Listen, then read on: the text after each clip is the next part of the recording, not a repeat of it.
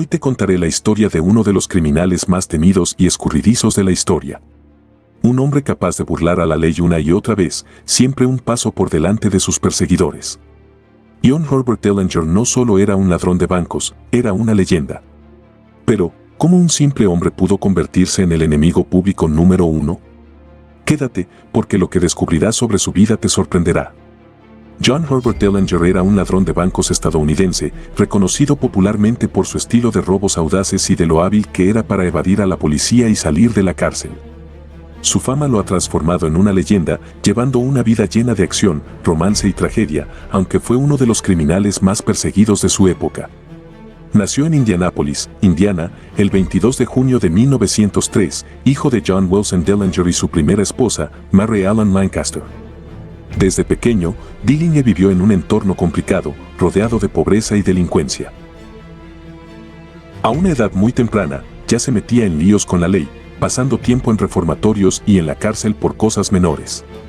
Cuando se unió a la Armada de los Estados Unidos, pocos meses después de haber ingresado, decidió desertar, por lo que le dieron de baja, sin ningún tipo de honor militar. En busca de estabilizar su vida, vuelve a Indiana y se casa con su novia Carol Ethel Hovias, el 12 de abril de 1924. A pesar de su intento por modificar su estilo de vida, le fue difícil encontrar empleo y había una clara falta de interés en trabajar para llevar una vida honesta. Una noche de 1924, su amigo y delincuente circunstancial, Ed Singleton, logró convencerlo para que se uniera a él en el robo a un famoso comerciante del barrio, Frank Morgan, pero tras el asalto, fueron capturados y detenidos por la policía. Ed Singleton decidió contratar a un representante legal para apelar su condena, así que solo le dieron 2 años de cárcel, mientras que John Dellinger, al no poder pagar un abogado, fue condenado y enviado a prisión por 9 años. Encerrado a sus 21 años se dedicó a sobresalir en el equipo de béisbol y su desempeño fue tan impresionante que, en circunstancias normales, podría haber llegado a ser un jugador profesional. A todo esto, su matrimonio se deterioró, lo que llevó a su divorcio el 20 de junio de 1929. En el mes de octubre de ese año, se produjo la caída de la Bolsa de Valores de Nueva York, dando origen a la llamada crisis de la Gran Depresión de 1929, que llevó a la quiebra de muchos bancos afectando a la clase trabajadora, quienes tenían sus ahorros guardados en esos lugares y terminó perdiendo todo el esfuerzo de años. La inestabilidad económica generó desconfianza en las instituciones financieras que no brindaban ninguna garantía. Esta problemática, que impactó a todos los países a nivel mundial, propició el auge de gánsteres y bandidos en Estados Unidos. Y aquí estamos, en medio de la Gran Depresión, un momento crítico en la vida de John Dellinger que lo impulsó a convertirse en el delincuente que todos conocemos. Pero antes de continuar, si te está interesando esta historia, déjanos un comentario y dime qué piensas sobre John Dellinger hasta ahora. Además, quédate hasta el final para descubrir cómo terminó su trágica historia y las teorías que aún rodean su muerte. No querrás perderte ese detalle. Mientras tanto, John Dellinger en prisión estudiaba los secretos de sus colegas sobre cómo asaltar bancos. Con varios de ellos ideó algunos golpes, especialmente cuando se juntaban en la lavandería de la prisión del estado de Indiana y quienes fueron miembros de su primera banda. En mayo de 1933, fue liberado bajo libertad condicional tras haber cumplido 8 años y medio de su condena y a partir de ese momento comenzaron sus delitos más graves, como el robo a un banco en Bluffton, Ohio, pero el 22 de septiembre fue nuevamente apresado y enviado a la cárcel estatal de Ohio. De su grupo de amigos, que habían logrado escapar de la prisión del estado de Indiana, Harry Pierpont, Russell Clark, Charles Mackley y Harry Copeland, 4 días después de su arresto, se aparecieron ante el sheriff Jesse Sarver, de la prisión de Lima, disfrazados de agentes que pretendían llevar al prisionero de vuelta a Indiana, pero el sheriff no les dio crédito y al pedirle sus identificaciones, uno de los delincuentes sacó su pistola y le disparó. Tomaron las llaves para liberar a John Dellinger y metieron en otra celda a la esposa del sheriff antes de darse a la fuga. Tras la recuperación de su líder, se apoderaron de un completo arsenal de armamento perteneciente a la policía de Auburn, en Indiana. John Dellinger se puso en marcha y planeó otro gran atraco con su grupo. Desde ese momento, la Policía Federal no le perdió de vista y se ofrecía una recompensa de $15,000 para quien lo atrapara vivo o muerto. Esta banda se dedicaba a robar bancos y en sus golpes, la cantidad de muertos fue mínima o en algunas ocasiones, ninguna, o por lo general, solo afectaban a figuras de autoridad, nunca a personas que simplemente estaban en el lugar equivocado en el momento menos indicado. Debido a la crisis financiera y tras leer las noticias en los diarios, el ambiente de resentimiento y desconfianza llevó a la gente a canalizar su odio y frustración hacia los banqueros, y empezó a ver a John Dillinger como un ladrón con un toque de justicia y un estilo único. A pesar de que ninguno de estos criminales había infringido de manera específica alguna ley federal, se solicitó la colaboración del FBI para su identificación y localización. Una vez que la División de Identificación del FBI verificó su identidad a través de las huellas dactilares, se inició la búsqueda para su captura. El 14 de diciembre de 1933, John Hamilton, uno de los integrantes del grupo, disparó y asesinó a un agente en Chicago. Un mes más tarde, en el transcurso de un tiroteo, la banda acabó con la vida del oficial de policía William O'Malley durante un asalto al primer Banco Nacional del Este de Chicago, en Indiana. Luego se encaminaron a Florida y siguieron hasta llegar a Tucson, Arizona, en el Historic Hotel Congress de esta ciudad, donde Clark y McClay se encontraban ocultos bajo identidades falsas. El 23 de enero de 1934 se produjo un incendio e inmediatamente los bomberos identificaron a los hombres a través de sus fotografías. Un agente de policía local procedió a arrestarlos, como así también capturaron a John Dillinger y a Harry Pierpont. Durante la detención, se les incautaron diversas armas y más de $25,000 en efectivo, una suma considerable para la época, que correspondía a una parte del atraco realizado en un banco de Chicago. John Dillinger fue trasladado a la prisión de Crown Point, en Indiana, donde aguardaba su juicio por el homicidio del oficial O'Malley.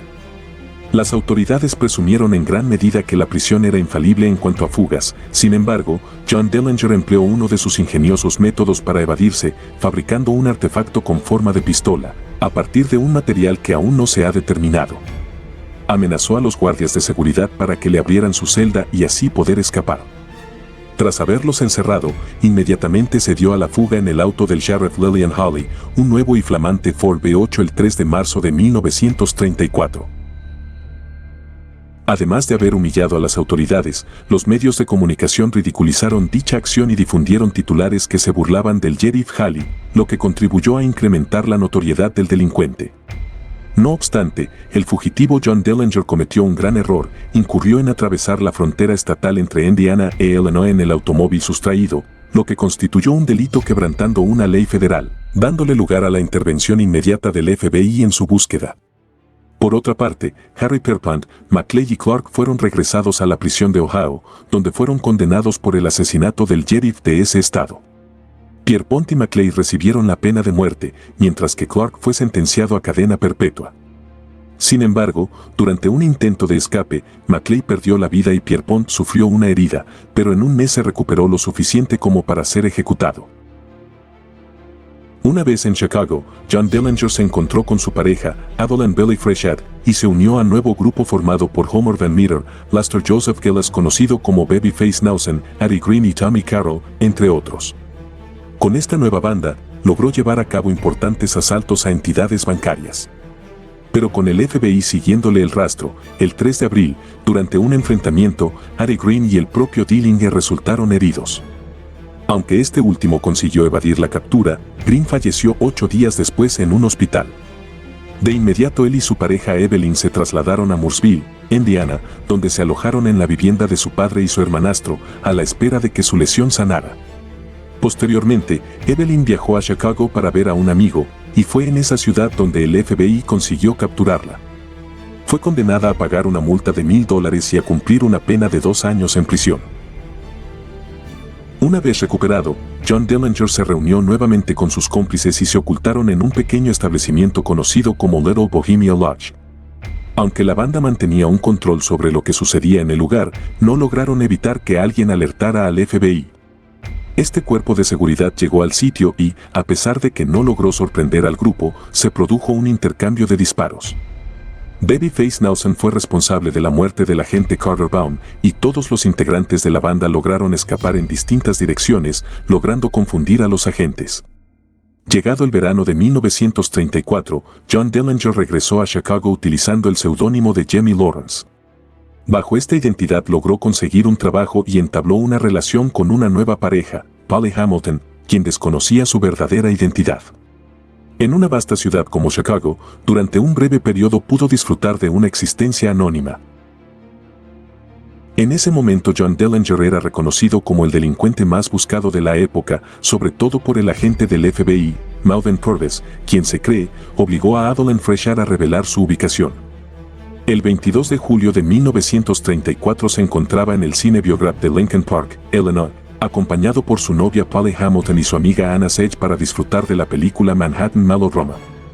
Al concluir la película, John Dillinger, vistiendo solo una camisa y su característico sombrero de paja, salió con total serenidad junto a las dos mujeres, de las cuales una de ellas lucía un vestido rojo muy llamativo. Esa era Anna Sage, una inmigrante indocumentada de origen checoslovaco, conocida posteriormente por los medios como la Dama de Rojo, a quien el agente del FBI, Melvin Purvis, le había prometido asegurarse de ser revocada la orden de deportación que la afectaba, a cambio de delatar a John Dillinger, quien para ese momento había sido considerado un héroe por la prensa y la sociedad. Quien dirigía la operación captura era Edgar Hoover, donde sus instrucciones fueron precisas: aguardar a que el criminal abandonara el cine y, en ese preciso momento, abrir fuego con la intención tirar a matar. El agente Melvin Purvis le disparó en múltiples ocasiones, causándole una herida mortal en la espalda, y una de las balas le penetró por un ojo, resultando en su muerte inmediata.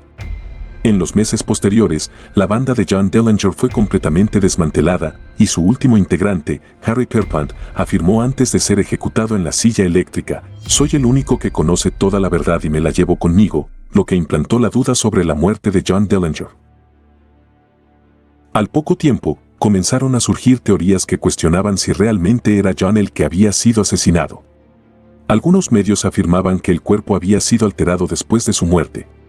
Cuando se dieron a conocer los resultados de la autopsia hecha por el Dr. J.J. Kearns, en esos resultados, se cuestionaba si el cuerpo que se había examinado y sometido a la autopsia realmente pertenecía al famoso gángster. Algunos incluso afirmaron que el fallecido era un tal James Lawrence, quien, engañado por la famosa Dama de Rojo, fue al cine en lugar de John Dillinger. Al no poder aceptar el error del agente Melvin Purvis, el FBI optó por ocultar los informes y aceptó como válida la muerte del mismo. Aunque en el cementerio de Crown Hill, en Indiana, hay una lápida que dice que John Dillinger descansa allí, su familia está segura de que el gángster no falleció ese día y que en realidad enterraron a alguien más. Muchos años después, en 2019, Carol Townsend, sobrina de John Dillinger, decidió solicitar la exhumación del cadáver y presentó un informe donde pedía verificar si el cuerpo enterrado en Indianápolis era realmente el de su tío. Después de algunas negociaciones, el Departamento de Salud del Estado dio el visto bueno a su solicitud. Por otro lado, el FBI respondió a las acusaciones de engaño diciendo que la petición de la familia sonaba más una teoría de conspiración que una realidad. Sin embargo, la exhumación que se planeaba aún no se ha realizado. Parece que los familiares del famoso gángster decidieron dejar todo como está. El enigma sobre la muerte de John sigue sin resolverse. Y ahí lo tienes, la vida y el misterio en torno a John Dillinger. Un hombre cuya historia sigue despertando interrogantes y cuya leyenda parece no tener fin. Si te ha gustado este video y quieres conocer más historias fascinantes como esta, no olvides suscribirte, activar las notificaciones y darle like. Nos vemos en el próximo video.